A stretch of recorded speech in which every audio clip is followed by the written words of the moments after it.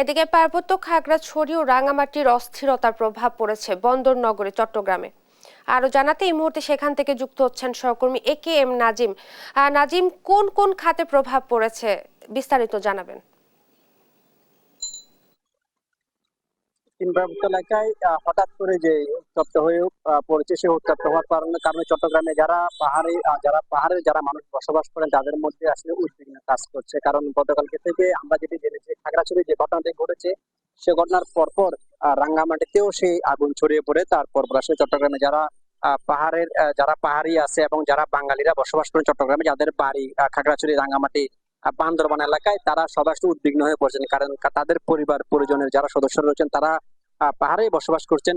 সেই কারণে তাদের মাঝে এক ধরনের উদ্বিগ্ন কাজ করছে। তবে আমরা গতকালকে কথা বলেছিলাম, তারা যেটি বলছেন, পাহাড়ের আইন শৃঙ্খলা রক্ষায় আসলে যারা আইন শৃঙ্খলা বাহিনী রয়েছেন, আইন শৃঙ্খলা বাহিনী যারা শীর্ষ কর্মকর্তা রয়েছেন, তারা কাজ করছেন এবং সবার সহযোগিতা চেয়েছেন। আমরা দেখেছি গতকালকে কিন্তু পাহাড়ের এই ঘটনাকে কেন্দ্র করে চট্টগ্রামে পাহাড়ি বাঙালি যারা ছাত্ররা রয়েছেন এবং পাহাড়ি ছাত্র পরিষদের নেতারা চট্টগ্রামে একটি বিক্ষোভ করেছেন। সেই বিক্ষোভ থেকে তারা যেটি বারবার বলেছেন যে পাহাড়ে যেন স্থিতিশীল অবস্থা ফিরিয়ে আনার জন্য যত দ্রুত সম্ভব কাজ করা প্রয়োজন। এবং গতকালকে আমরা দেখেছি আন্তঃবাহিনী জনসংযোগ অধিদপ্তর ISPR থেকে একটি চিঠি দেওয়া হয়েছিল, যে চিঠিতে যেটি বলা হয়েছে, তারা পাহাড়ের যে শান্তি শৃঙ্খলা, সেই শান্তি শৃঙ্খলার জন্য মূলত সব পক্ষের সহযোগিতা কামনা করেছেন। বিশেষ করে পাহাড়ে যারা নেতৃত্বস্থানীয় যারা মানুষ রয়েছেন বা যারা বিভিন্ন গ্রামে বিভিন্ন এলাকায় নেতৃত্ব দিচ্ছেন, তাদের সহযোগিতা কামনা করেছেন। কারণ পাহাড়ের মধ্যে বছরের পর বছর ধরে যারা সাধারণ মানুষ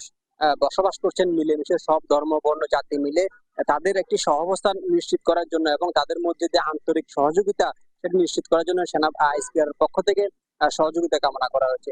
আরেকটি বিষয় হচ্ছে যে আসলে পার্বত্য এলাকায় যে সংকট তৈরি হচ্ছে, সেই সংকটের কারণে কিন্তু চট্টগ্রাম নগরী বা আশপাশের উপজেলাগুলোতে যেসব পাহাড়ি এলাকা থেকে যেসব খাদ্য সামগ্রী আসে, সেসব খাদ্য সামগ্রী একটু সংকট দেখা দিচ্ছে। কারণ আমরা যেটা জানি, রাঙ্গামাটি, খাগড়াছড়ি, বান্দরবান এসব এলাকা থেকে চট্টগ্রামে, বিশেষ করে চট্টগ্রামে কলা, আনারস, কাঁঠাল এবং পাহাড়ি যে ফলমূল রয়েছে এবং সবজি জাতীয় যেসব পণ্য রয়েছে, সেসব পণ্য কিন্তু খাগড়াছড়ি, রাঙ্গামাটি থেকে কিন্তু চট্টগ্রামে আসে। বিশেষ করে খাগড়াছড়ি থেকে এবং রাঙ্গামাটি থেকে সবচেয়ে বেশি ফল থেকে শুরু করে বিভিন্ন তরি তরকারি সবজি চট্টগ্রামে প্রবেশ করে। এগুলো আসলে আসতে কিছুটা ব্যাঘাত করছে। কারণ এই খাগড়াছড়ির এই সংকটনের কারণে বিশেষ করে হাটহাজারী হয়ে, ফটিকছড়ি হয়ে যে মালামালগুলো নগরে প্রবেশ করে, সেগুলো গত 2 দিন ধরে আসলে খুবই কম আসছে। এতে করে এখানে আপনার সবজি জাতীয় যেসব পণ্য রয়েছে, যেগুলো পাহাড় থেকে এখানে আসে, সেগুলোর উপরে একটু দাম বাড়তি। কলা, আনারস, ফল, মৌসুমী যেসব ফল রয়েছে, সেগুলো কিন্তু বেশিরভাগই চট্টগ্রামের মানুষ পাহাড়ের উপর নির্ভরশীল। কারণ সেগুলো পাহাড় থেকে মূলত চট্টগ্রামে প্রবেশ করে।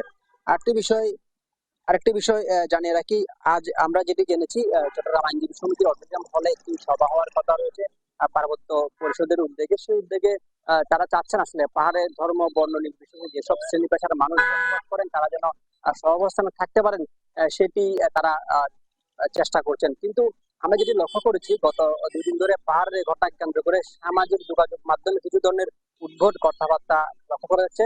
তো আইন শৃঙ্খলা বাহিনীর পক্ষ থেকে বলা হচ্ছে এইসব যেন তারা এড়িয়ে চলে এবং সচেতন মানুষের পরিচয় দেন। তো চট্টগ্রাম থেকে এই ছিল আমার কাছে থাকা সর্বশেষ। ধন্যবাদ আপনাকে।